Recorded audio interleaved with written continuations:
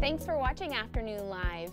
If you want to bring more money into your future, our next guest believes you have to look first to your past. Here to tell us more, we welcome back the author of Decoding Your Emotional Blueprint, a powerful guide to transformation through disentangling multi-generational patterns, Judy Wilkins-Smith. Thanks for joining us, Judy.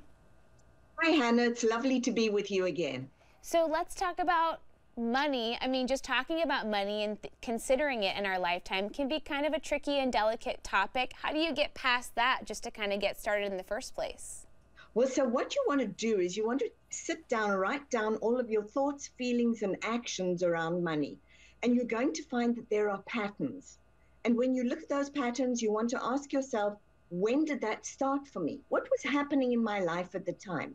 And does that same pattern live in my family? Did it begin with someone else and I've learned it and continued it? So yes, you're looking at your past, your emotional DNA, your patterns of thoughts, feelings, and actions, and that informs why you're stuck or why you're struggling. And then it's to turn that around and look at what it is that you really want to do with money.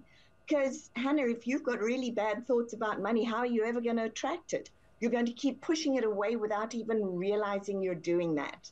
Are there certain things that we should consider when just examining the role of money in our lives and how we approach it? Yeah, you want to really look at what do you want money to do with and for you. And you also want to consider the old myths. It's not love or money. Money is an and, not an or. It's also not a commodity. It's a relationship. So the way you show up for it is the way it's going to show up for you. If you're fearful of it, it's going to have a hard time getting to you. If you're mindful of it and you really are clear about what you want to do, it has a much easier time being around you. Okay, so tell me more about these inherited financial patterns. And once you realize maybe there are things that you've inherited, but they don't really serve you in a healthy way, how do you go about flipping that around? Okay. So let's have a look at you saying, you know what, love of money is the root of all evil. Not so true. It's actually lust of money, not love of money. But we've got that ingrained. Or you can have love or money. Well, you should theoretically pick love.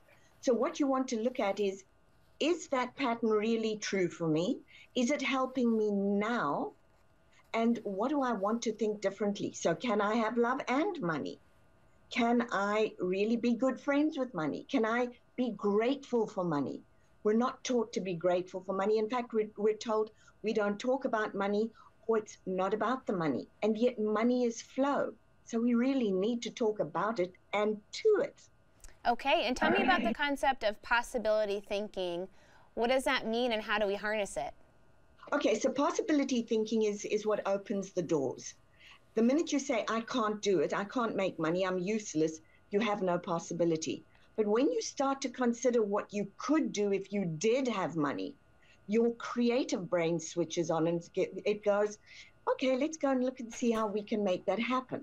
So you want to always be invested in possibility thinking because you're keeping the door open. And if you attach that to a nice, strong, positive emotion, now you're moving. Okay, and what about a mindset of abundance? How do you adopt that and get your mind frame there?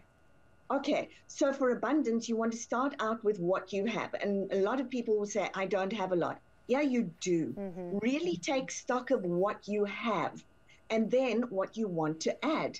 And you'll find it's not quite as difficult as you imagine. Even adding a couple more dollars here and there and giving it a specific destination starts to make you mindful of not just frittering away coins or dollars or whatever it is. You give it a true direction and destination.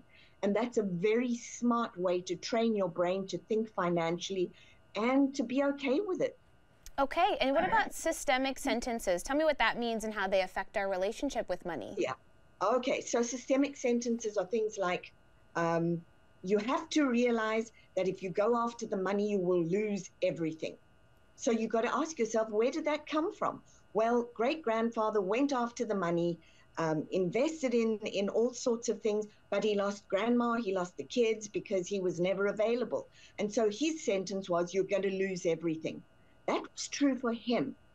It may not be true for you, and you don't want to make it true for you. So your piece is to know where it belongs, park it back there, and then decide, how do you want money to truly show up for you, and how do you want to show up for it? So in families, for example, you'll have a whole bunch who say, oh, none of us can hold on to money. What if you decide that you're going to be the one who is the financial expert?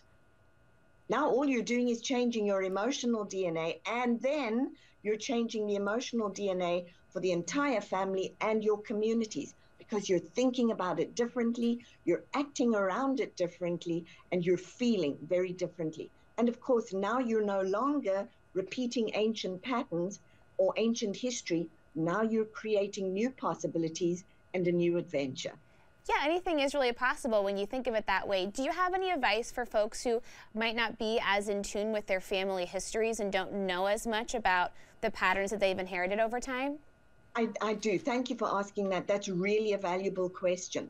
So a lot of people don't have access to that. But what you can do is sit and timeline your life, and in particular, your financial life. What are all the things that have happened to you financially? When did they happen to you? What was happening at that time? What thoughts did you have about it? Because once you do that, you'll see that there's a pattern. You default to a pattern of thought. But the minute you change one thought, one feeling, one action, you're no longer in the same grinding, horrible pattern. You're going to flip that pattern, and it's going to transform the neural pathways, which means now you're thinking about it differently, acting around it differently, feeling, and now we have a new outcome. Okay, got to start somewhere. Thank you so much, Judy. It was great talking with you. It's always good talking to you. Take good care. You too. We'll have more information about the book, Decoding Your Emotional Blueprint, on our website at katu.com. And we'll be right back with more Afternoon Live right after this.